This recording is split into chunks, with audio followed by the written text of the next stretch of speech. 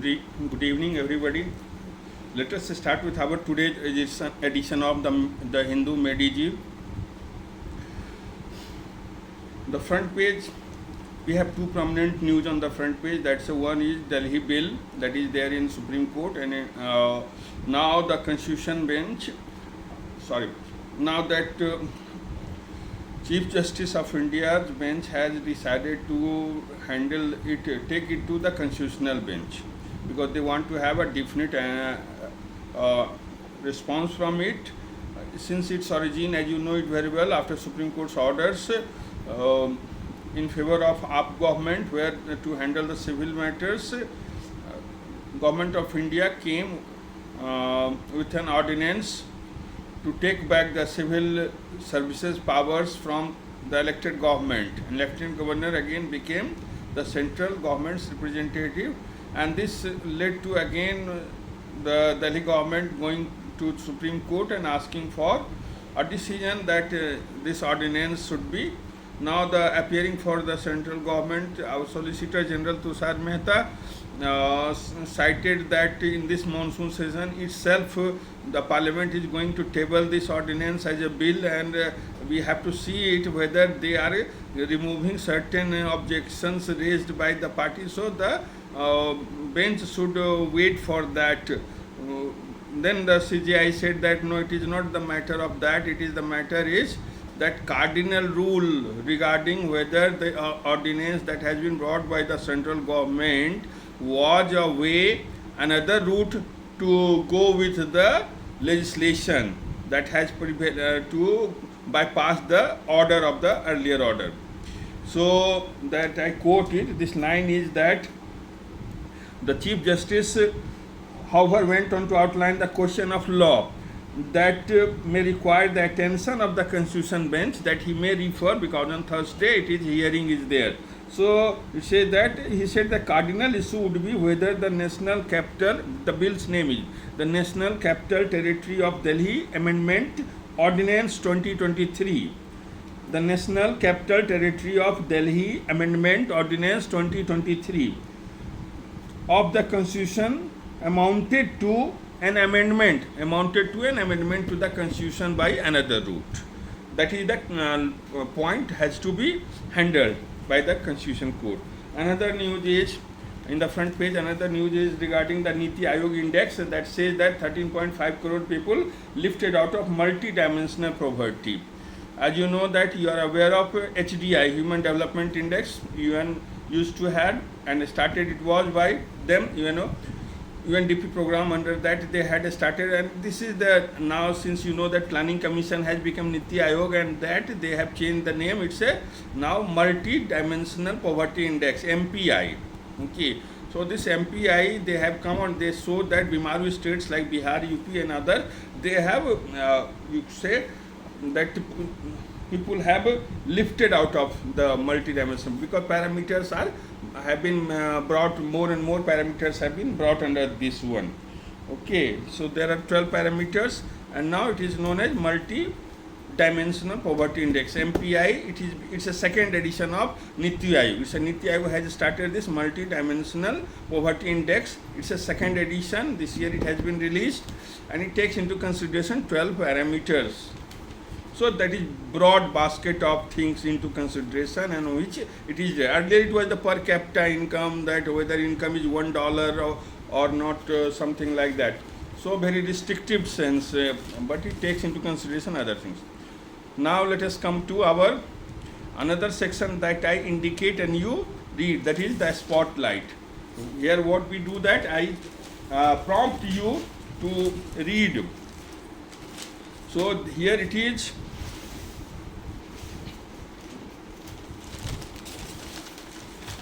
So here it is in the spotlight section. As you know that if you remember previous spotlight articles, then you will find that earlier it was Hyderabad traffic scenarios being discussed, that how pedestrians are and cyclists are have issues in Hyderabad and traffic and things like that. Then another day it was Tamil Nadu price rise, tomatoes price rise, wholesale plus price index, CPI and other issues, and region wise they had surveyed that inflationary pressures on the common households and how it changes their consumption pattern. Today's issue of the spotlight deals with sea facing districts of Kerala and erosional activities on a large scale and monsoonal havocs creates people residing in those sea facing districts of Kerala refugee in their own homeland, and that is very much every year phenomena it has become. It invites dengue and other diseases also every year. So this has to be so please do read this article for better understanding of the particular topical issues. Now we come to our next section, that is editorial section. Editorial section consists of 4 articles, 2 editorial, official editorials that we call, okay, and that is one deals with one issue. Just a moment.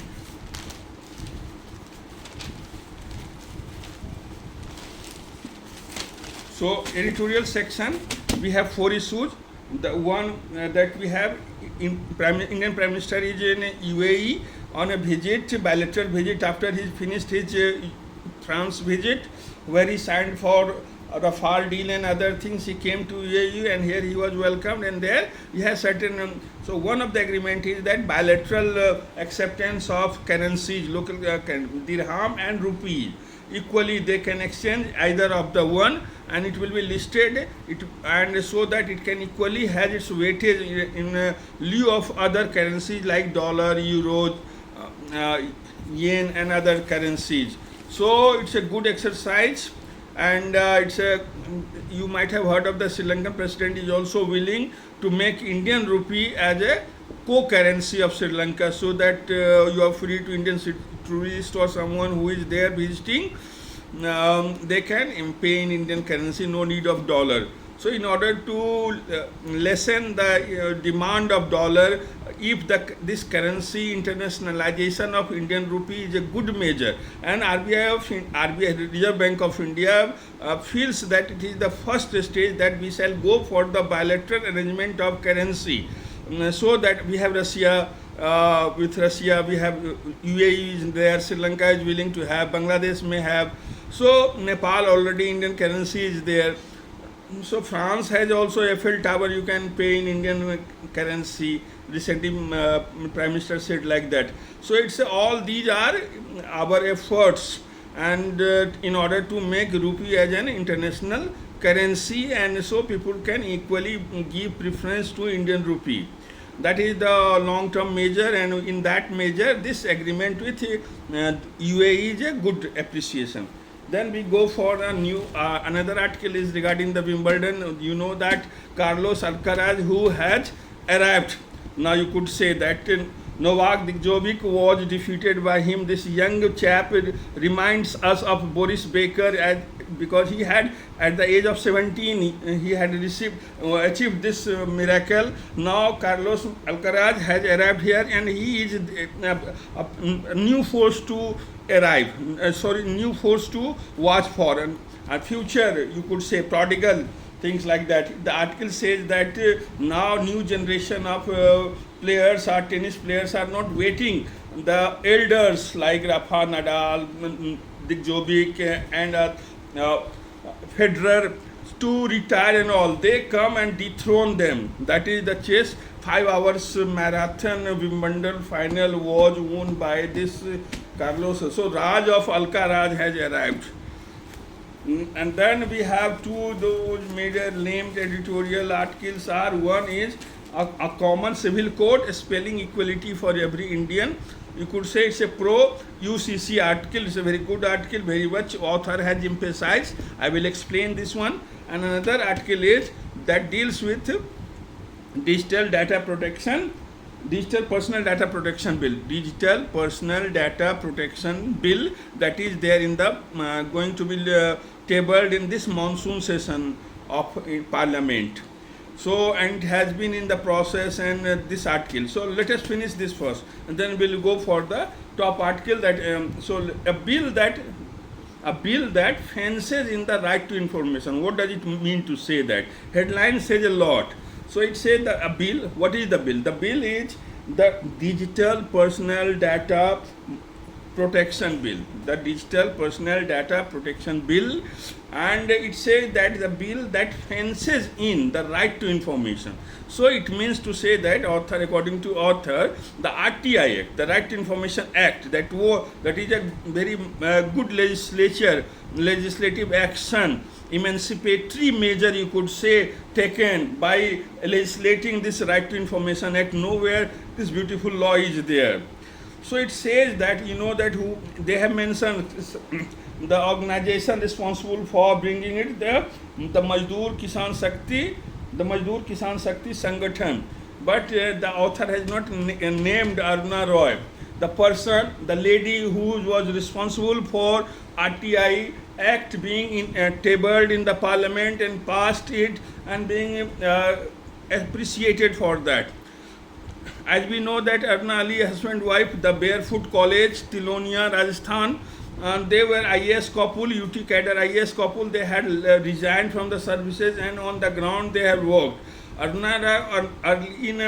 Initially they wanted this Mazdoor Kisan Shakti Sangathan was the union of unorganized workforce and those who were earning their money through Mahatma Gandhi National Rural Employment Guarantee Schemes. That was not there till, I hope that is there. Means unorganized and things like that. And what they wanted, that where does money go from the project that are being, the contractors' work is very poor quality. They are poorly paid and the work is missing. So they wanted to know the information that how much money, in whose name this tender was, and these basic, so that they can name same them.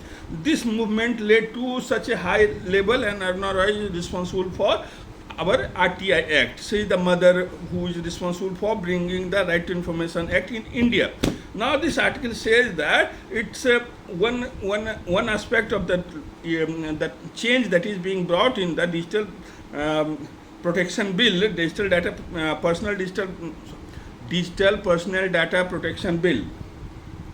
One thing that is being brought into the purview of the Digital Personal Data Bill is that if the information is of a person, it is of a person, then it will not be given. If it can be proved that if the nature of the information is personal in nature, it can be denied on that ground. Any personal definition is very wide. It may be a company, an organization, and everything, many things and many things. So it's a sort of, the writer want to emphasize that very hard earned RTI is going to be diluted by this bill.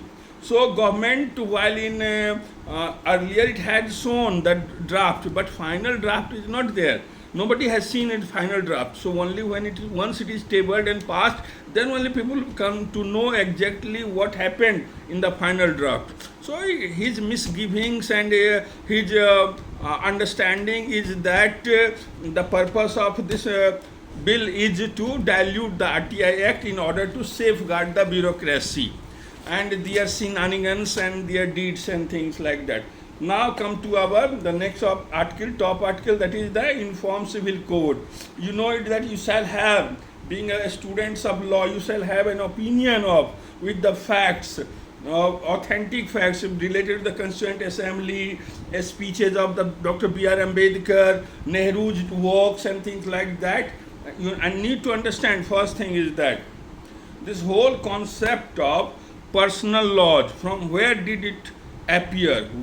What is the origin of this personal law in India that we are debating so much, and there are so misgivings about that one. The writer says that we are all aware of that after 1835 charter, and this civil laws and criminal laws were framed by East India Company, and thereby they left the marriage, divorce, alimony and other things personal under the respective religious practices.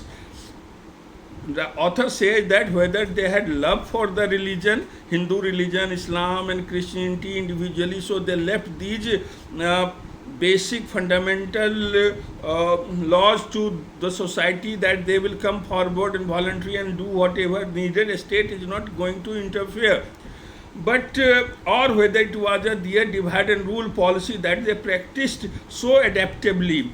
So it may be that they wanted to have this seeds of destruction of India subcontinent was created by the personal laws, and that led to further poisoning of the minds. Right now the author wants to say that one single fact agenda of this article is that women's equality is the biggest issue. Irrespective of the religion, rights to women is being denied. Whether it's a Hinduism, in Hindu you know that the joint karta of a joint undivided family will be a male only, and like that Hindu undivided family, the concept of these are the terms that are very draconian. It is being used, and it is felt when young ladies are getting divorced in a joint family household when they get nothing. So these are the things. Kerala has outlawed this Hindu undivided family concept and all. So ultimately it's a woman who suffer everywhere in every religion. How could it be possible in a democratic society that a woman, if she belongs to a particular religion, that was not her choice, it was by default that she belongs to a particular religion, she could be subjected to be a second wife, third wife or a divorcee, or without any compensation for a certain period of time only. And one cannot say that Hindus are also practicing bigamy in particular regions, so let us allow Muslims. No, that is not the argument. The argument is that if the Hindus are practicing bigamy, it should be brought under the law. They should be punished for that, because the Hindu code bill doesn't allow for these things. That. So the question is that why at the time of independence itself, why this measure was not taken by the government, by the Constituent Assembly. B.R. Ambedkar was very much in awe of the things when he realized that religion is given a factor. Religion is a factor in the decision of these laws and personal laws and fields. So as you know that caste also once upon a time, and still it is a very much factor in our society, Hindu society. But how could our leaders decided to junk altogether the concept of caste in any constitutional discourse?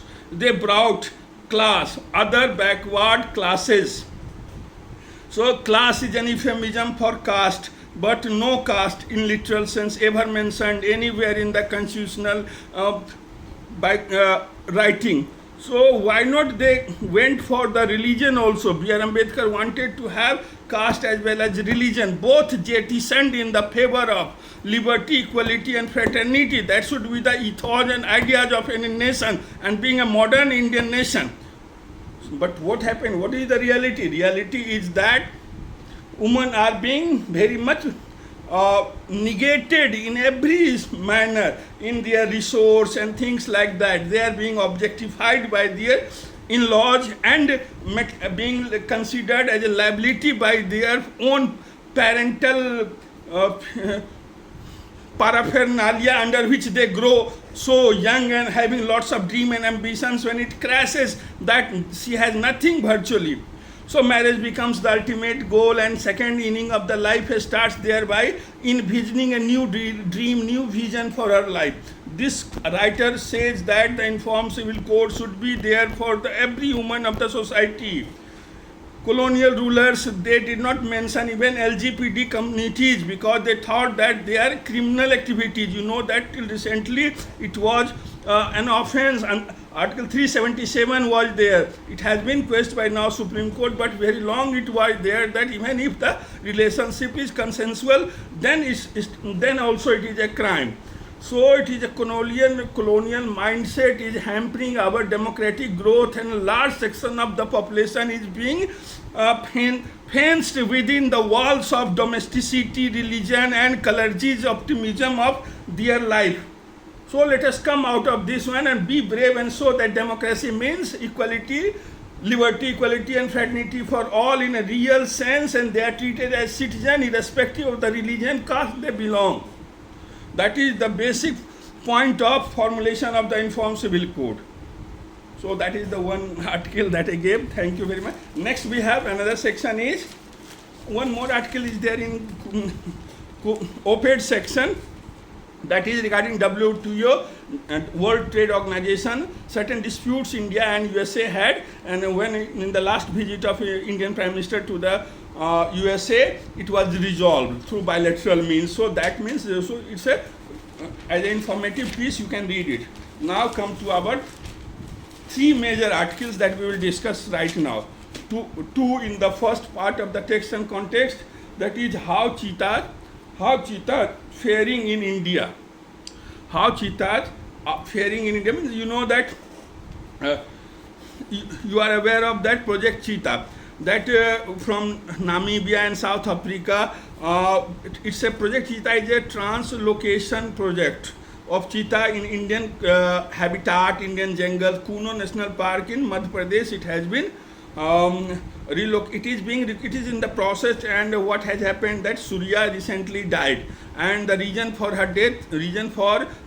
death was found that the radio collar was having maggots, that was infection in his neck also there. So wound mark had maggots, and that lava was found on the radio collar. So it was considered that it may be having that radio collar led to abrasion or cut on neck, and that further parasites jumped in, maggots take over, and finally infection led to death.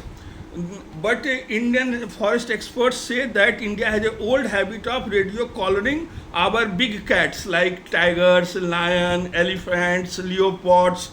So it may not be the reason that radio collaring has led to death of Tejas, Surya and other things like that.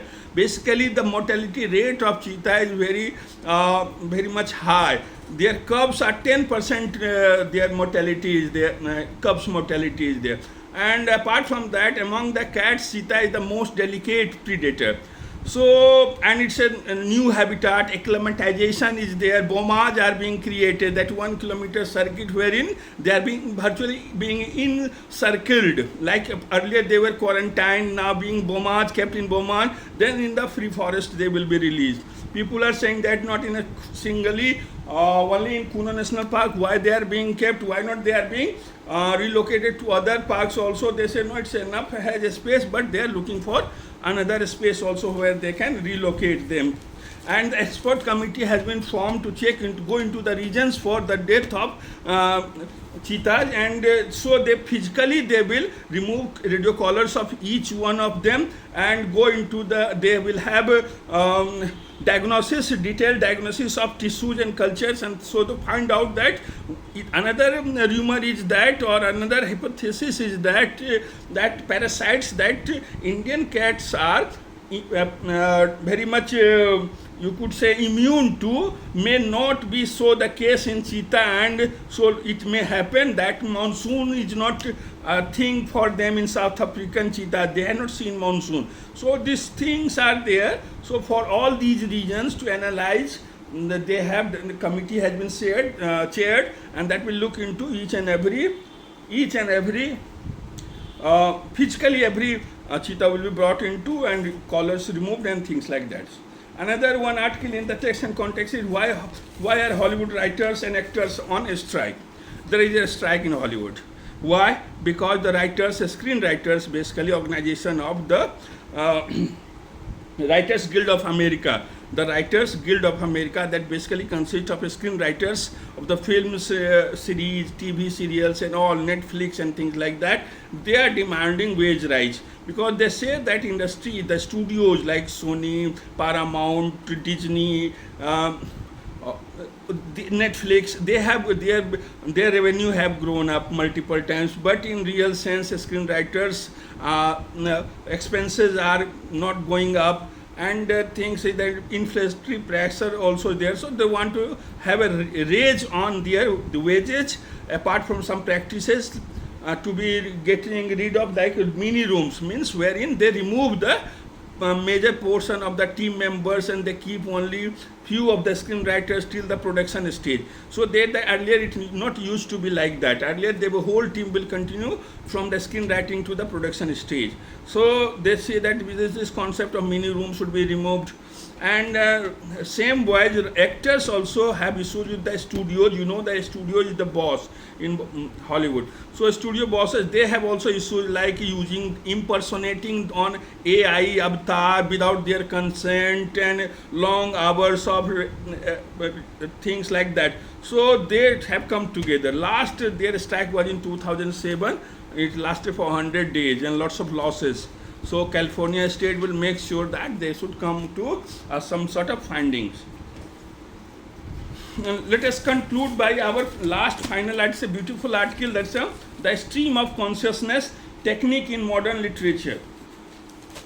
So let us conclude by saying that what is the stream of consciousness? It's a narrative. It's a stream of consciousness. It's a narrative technique that has origin in modernist literary output. You know it very well. Modernism is a philosophical outcome of modernist movements, and writers like you could say writers like James Joyce with his works Ulysses has made it into a cult of writing. Basically it was a style of writing. What is the stream of consciousness? First, let us decode the term. The stream of consciousness is that the thought process, your thought process is being observed by your conscious mind. That is the thing, is like how your thought process are being observed by the conscious mind in a non-linear manner with the association of the things, so that it goes on and on. So when you read Ulysses, you will realize that so long pages of monologue, interior monologue, is one of the techniques applied for the usefulness of making it more useful and emphatic. Stream of consciousness techniques. It's a narrative techniques understood. A stream of consciousness, it's simply a stream. It's a non-linear association of your thought process that is being observed by consciousness. So now characters were built like that, it was the psychological novels.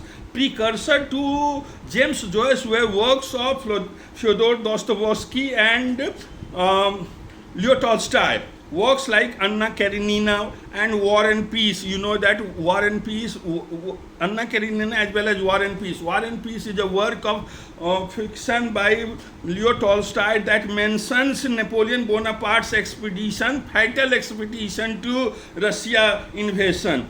And we gained a lot of things from the work, reading that novel. Likewise, Fyodor Dostoevsky's works like The Brothers Karamazov, The Idiots, The Notes from the Underground, these works also reflect the psychological analysis of the character and how the thought process being controlled, managed, and it goes on through various tools and like interior monologue and all. In the modern times, it is a James Joyce who has made it something like cult in his work Ulysses. That is another, or other writers like in 20th century, you could say Virginia Woolf, her Mrs. Dalloway is same like that. It's a one day in the life of Mrs. Dalloway, and the whole thing is being through interior monologues and all, whole things is being observed, put into a best example of a stream of consciousness novel, Mrs. Dalloway by Virginia Woolf. Then we have James Joyce Ulysses. Basically Ulysses also a day in the life of a character, and it parallels Homer's Odyssey, and so it has such a complexity of the things. One of the toughest novel to read, Ulysses. So it says that stream of consciousness is not bound to something, a structure or something like that. We have T.S. Eliot's work, The Love Life of Alfred J. Prufrock. That work is also an example of a stream of consciousness form. In modern times, Toni Morrison in her works like Beloved, Salman Rushdie, Stephen King have brought this stream of consciousness narrative techniques to its zenith. Thank you very much for being patient with me for this, and we will meet again tomorrow for the next edition of The Hindu Mediji.